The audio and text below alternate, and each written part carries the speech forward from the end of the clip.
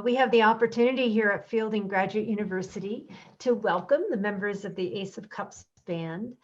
And I feel like it's a particular honor to be the president at the moment that we're conferring upon you the Creative Longevity and Wisdom Award.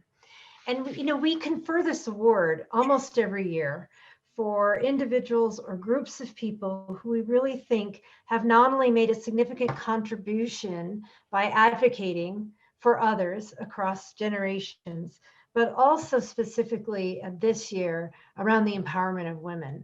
And I didn't really know much about the Ace of Cups band before Dr. Connie Corley brought your work to my attention. But I was reminded of a movie that I still think about. It's an old movie and antiquated in many of its precepts, but it was called Little Big Man, and Dustin Hoffman was in it, and it was written and produced in 1970. And the movie follows a person who is on the edge of history. So it takes a particular genre, several decades over the course of this person's life, and he was always on the edge of either being in or being near a very important event.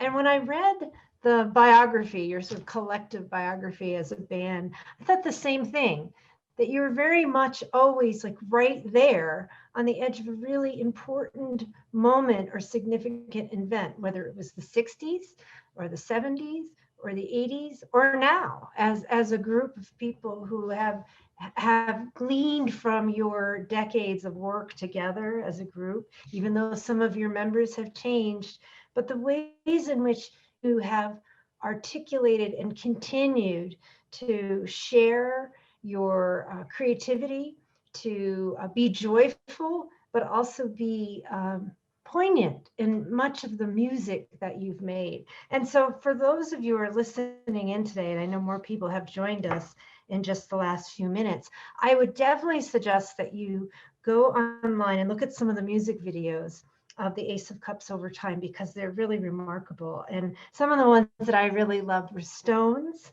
and Grandma's Hands and Feel Good. Those were among my favorite, but I'm sure there are many others that others will see. So we're very excited to have you here with us.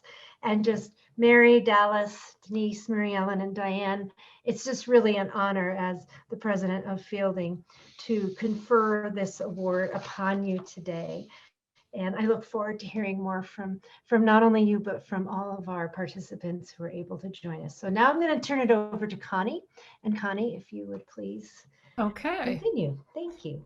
We have a wonderful PowerPoint that Pablo Morales has put together, and I'm essentially narrating. And so the first thing we're going to do after you see the name of the award, it's a bit of a wordy award title, but the 2020 Creative Longevity and Wisdom Outstanding Scholar Practitioner Award. And I'm going to introduce each member of the Ace of Cups band.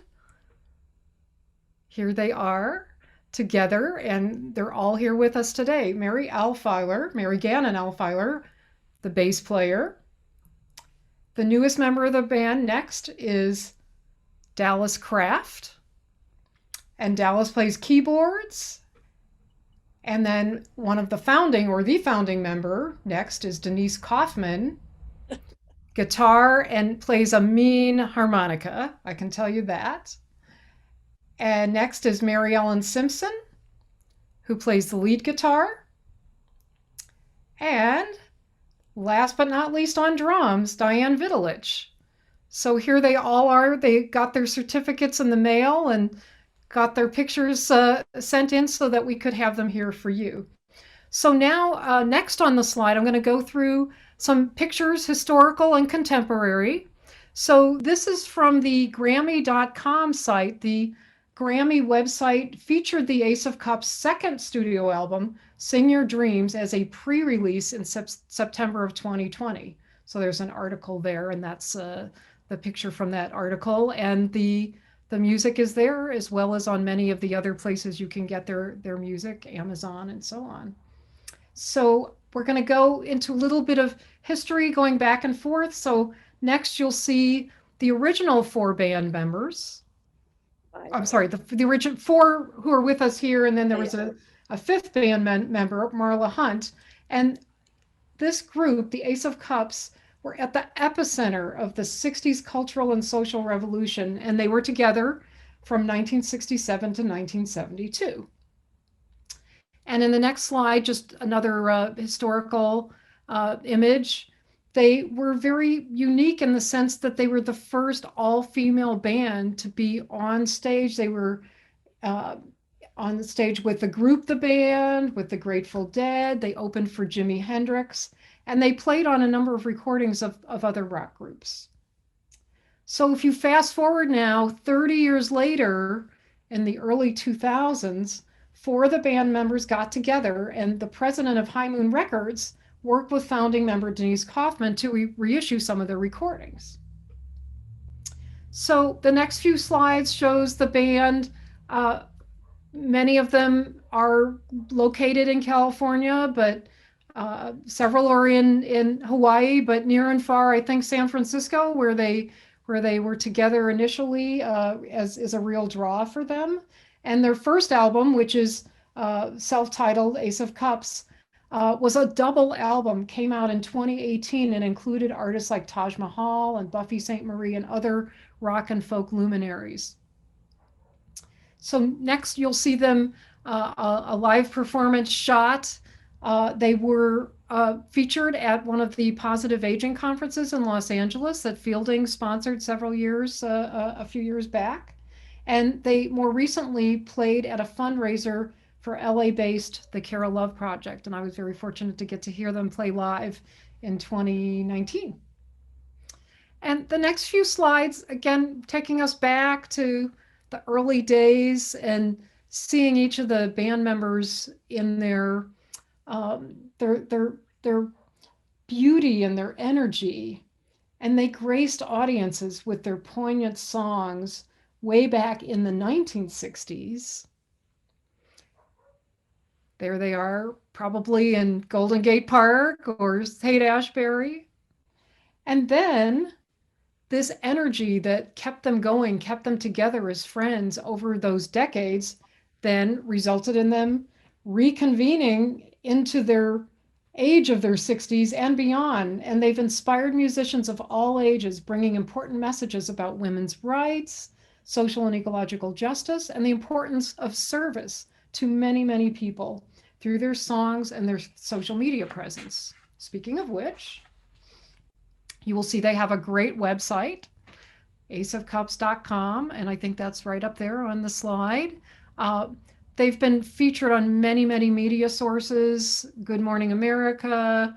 They have a great Facebook site, very active. They sponsor events. You can click on and see videos of them performing and learn more about some of their songs. They did a feature that actually is a song that Denise wrote some years ago, but it's called Sister Ruth, and then they dedicated it to Ruth Bader Ginsburg after she passed away. So, and they've also, some of you may know Wavy Gravy, who was a luminary, still with us. I think they performed at a birthday party for him and featured a song that he wrote on their latest album. And then I think this is our chance to take a little breather from the slideshow. And I'm going to ask Denise to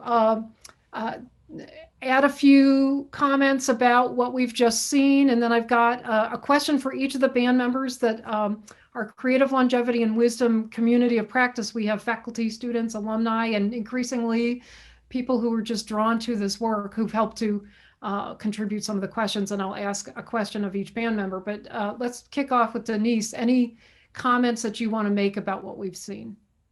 Well, first of all, I want to say being a founding member, actually, they all found me. I was the last one to join the band, so I was a found member. But really was, so Mary Gannon and Marla, I think, were the beginning core of what grew to be the Ace of Cups.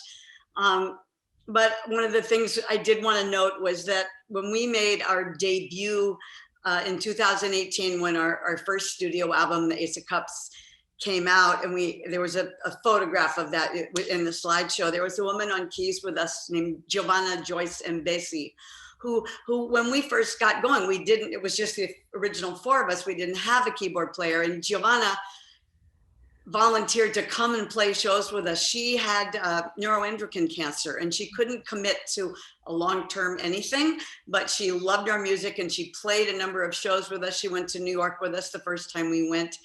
But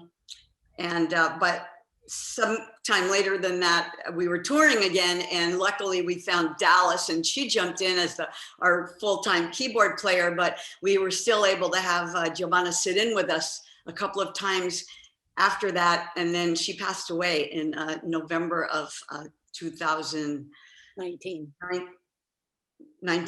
And so we dedicated our new album, The Sing Your Dreams, to wherever Giovanna is. Her spirit is definitely bringing music to whatever heavenly choir she's in playing for. So we just wanted to shine a light on her and thank her. Thank you, Anybody Denise. else have anything to add about the slideshow? Yeah, well, maybe when I ask each band member a question, if anybody wants to, start out with anything they'd like to say about what we've seen. So, Mary Gannon Alfiler, the group calls her Mary Gannon, that's her maiden name, but Mary Alfiler. What do you feel is a benefit of your music to you, emotionally, physically, socially, spiritually? I mean, that was a lot. So I made a couple of notes. Okay. So I started physically. So I'll say something about the slideshow. I was the original bass player, but Denise took over the bass because I was having babies. I've been married 43 years. I've been in my own bubble here, and she went to bass school. So we share the bass now, but anyway, I was the original bass player. I'm very alive when I play music, and it's a very physical thing. And I have a friend who has Parkinson, and I go up, even with the band is one thing, like it's louder and exciting and all that, but just with my ukulele, I go up and play for my friend who has Parkinson. And put your right foot out, put your right foot in, just that little thing. And then we start making up words like I crunch my teeth together and things that, physical things, and we're singing it and it's funny. And so physically, music is everything. I mean, it's a good thing to keep me alive, keep me going. I wanted to say that emotionally, it's very important as well. And intellectually, like, do I have something to share? And so, like, as an elder, and like in the folk song tradition, I'm not a classically trained musician, but I'm a musician that's played music or taught music for more than half my life. And it gives me the platform to speak the truth. One of the songs on the Sister Ruth song, actually, at the end, it says, "Can the songs of love and freedom still be heard?" And we'd sing that out to the audience. And it was just like this really symbiotic thing with both of us. Like, we all want to know that, and we're all going to make it happen. And we're up here singing it, and come on. So it was a great way to connect intellectually and emotionally with an audience. And spiritually, I come from a religious music tradition, Catholic school, Bach, Irish music, Handel, choral music, basically, alto and things like that. And so everything that's happening now in good, well-written music, I love it.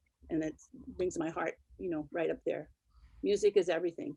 And remember, everybody, that music is the last part of your brain to go. So when I go in and sing for the care home patients, man, I know where to get them. Bicycle Built for Two, depending on what their age is. Wow. I know the song, and they have a total recall. And I'm getting there too. So, make sure you sing White Rabbit for me, okay? Thank you so much, Mary. That's just very, very moving. And music, definitely. There's a lot of people I know here on this gathering who are musicians, and they will attest to that too. So let me ask next, Mary Ellen, what lessons for creative longevity and wisdom can we draw from your music and your careers? Well, I think, like Mary Gannon said, music is everything. And I feel like when I was young at 12, committing to playing the guitar, it's just something you say, I'm going to do that. That's what I'm going to do. And you do it for like your whole life. And I think anytime, any kind of creative thing that you commit to like that is just, it's so powerful. It just goes through your whole life. And it helps you, I think, also get through hard times in your life. Whatever it is that people do that's creative can really benefit them at those points also. It's an inspiration. Also, keeping going with it no matter what. And the other thing I wanted to mention is that music affects both the left part of the brain and the right, the rational and the intuitive. And I think it turns the whole brain on, actually, and then also the body. It affects that part of the brain that has to do, because you feel like you want to get up and move. When you hear music that you like, it really affects you. It can affect people so dramatically on an emotional level too. And that's the intuitive part of the brain. And, all of the people in the band have had, as far as through the generations, like Mary teaching at Island School and Denise and her family, it's gone down through her, through her daughter, through her son, and then Mary again in the same way. That seems like it's just been a generational thing with both of them. So that's a very beautiful aspect to music. And music is like a marriage in a way too. You meet incredible people in your life, and it's not always easy. There's hard times too, but there's forgiveness and all that goes along with that. And just working through the synergy that happens with people and writing the words, writing songs together, all that kind of stuff, that creative input is just, it's an awesome experience to go through. So. Well, we all know the power of community and connection, and I believe in the times we're going through right now, realize that even more. So again, music and this kind of connection really helps to keep us going. Thank you so much, Mary Ellen. Now I have a question for Dallis. How do you see women and maturity as the newest and youngest member of the band? Well, I want to say thank you for including me, because I am the newest member, but I'm just in awe of these ladies. And wow, I've always viewed everything had an eye toward my career. I was always in, how am I going to be successful in my career, all the way from my 20s, right? And can play in clubs and get discovered or something. And, then life happens, and when are you going to have that baby? And then you're in your 40s and 50s and you're going, oh, I'm getting older. Nobody's going to want me. And it was all focused toward that. And I met the ACE right as I was turning 60. And I was coming to this pivot point in my life where I started to look at things through how I felt, what was good for me, what was good for the planet, what was good for, what was important, love and peace. And I met these amazing women right at this time where I was making this little shift in the way I looked at things. And I was no longer outside. I was going in and going inward. And I think that ACE really embody that spirit of great gratitude and caring for one another, and being grateful for all the experiences that they've had, and the people in their lives, and the experiences they've had with each other that they continue to have, that I just find so much joy that they have such a history with each other. Being present at each other's births, and it just really sisterhood. And I think aging, women and aging, or maturity. I think more maturity is a balance between living inward, living what makes you happy, what's really important, truth and love and peace, but also young enough to want to learn new things, experience new things. Like we have this pandemic that's kind of got us into learning how to do what we love to do, music, but different ways. We can no longer be in a huge, venue with people, congregate situation. And so we're learning all the things that other entertainers have to learn. But so it's a balance. I think maturity is when you can be inside and be inward and be at peace and connected, and also young enough to enjoy new experiences and embrace new technologies, and just have fun doing what you love with the people you love.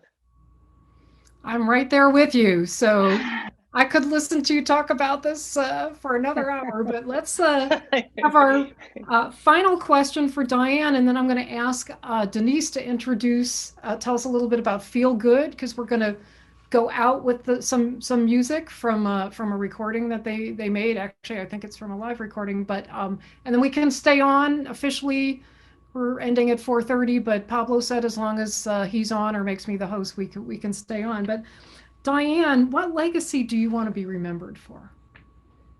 Well, on a personal level, I would say I did not yield, and I'm relating that to I was told that girls can't play drums at a very early age when I wanted to, and that only boys were allowed to do this.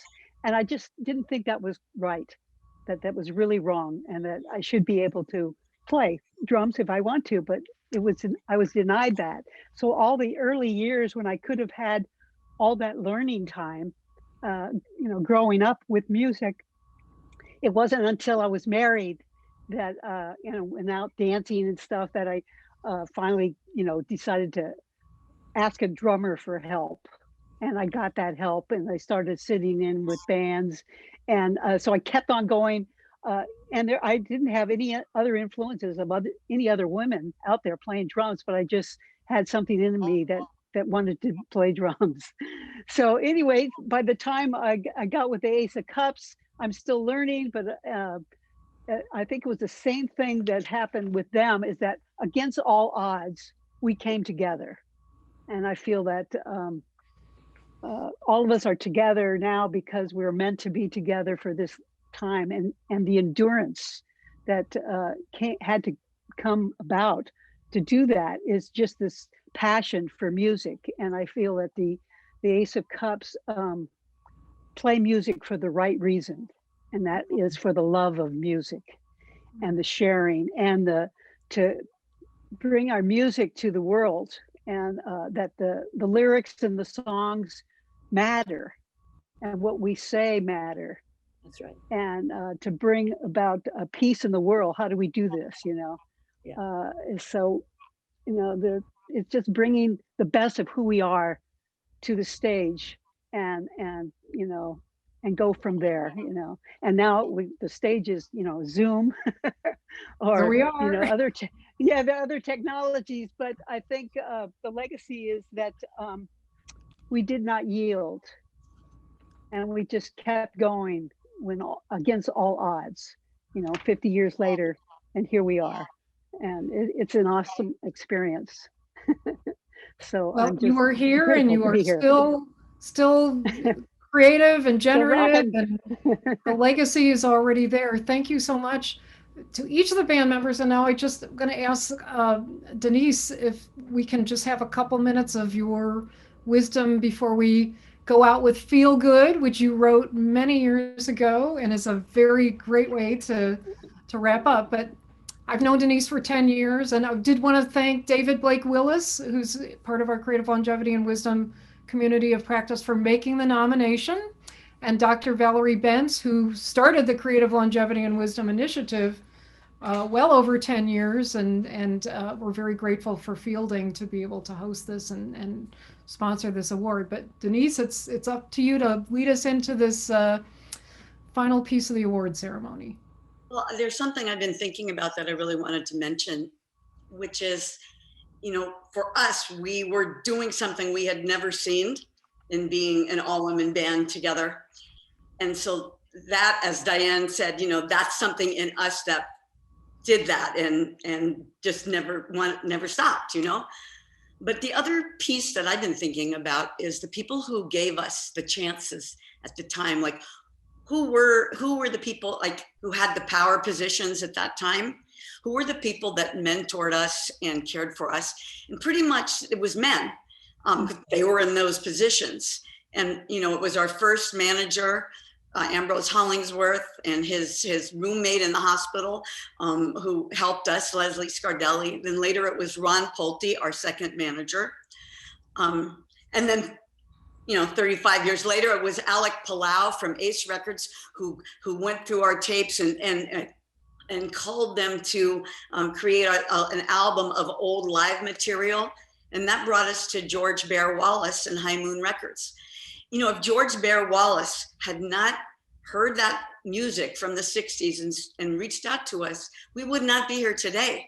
You know, it took him to invest in our coming together, our practicing. He helped us rent rehearsal spaces, and then, you know, financed our being able to find our producer and make these 2 albums. And that's, you know, when I think of someone who's in a position to help a group or a person who maybe is not, you know, who's not in right now, when you look at us, we might not be the most commercial band on the scene, you know. I mean, the Grammys disqualified us last, you know, year and a half ago because they were basically too old, right? Wow. We were nominated. We wanted to submit for Best New Artist. They wouldn't even let us submit because had they said, how would it look if the Best New Artist was people, wow. Right? No idea. So, right. So, you know, I guess what I want to say when I'm looking out at the world today, it's like whoever these people are, whether they are artists or whether they are in politics or whatever people are doing, that they're trying to move something forward. And those people aren't the people with the seat at the table of power. You know, if you are, for whatever reason, you know, that your gender or your age or your whatever it is, if you are in a position to reach out and mentor and help someone who wouldn't get that opportunity but for you, please do that, you know. And I hope that we will always keep that in our hearts, and, you know, we do our best to mentor whomever we can. But, you know, if all of us did that, you know, I mean, it would be a really different world, and there would be a kind of diversity in all of the endeavors that are happening that would inform us all and enrich us all. That's just such a great testament. It fits so much also into what Fielding does. Mentoring is a very important part of our model of adult education. Thank you. I think in the interest of time, we'll watch the video, and then anybody who's still able to stay on, then we can talk about Feel Good and the story behind it. But I really like it 'cause it makes me feel so good.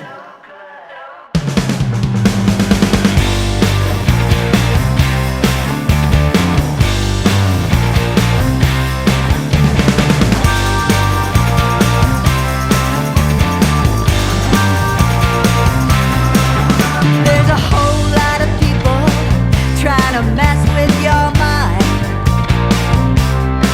When you were just a little child, they filled you in with every sin they could find.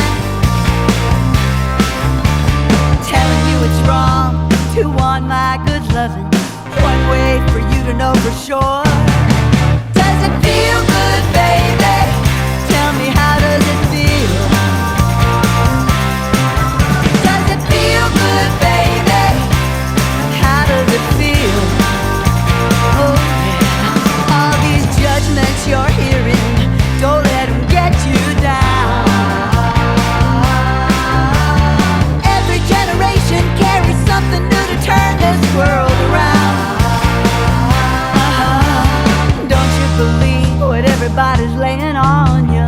Have a little faith and find your way. Does it feel good, baby? Tell me, how does it feel? Does it feel good, baby? Baby, how does it feel? I really like it 'cause it makes me feel so good, all the time, so fine. I really like it 'cause it makes me feel so good, all the time, so fine.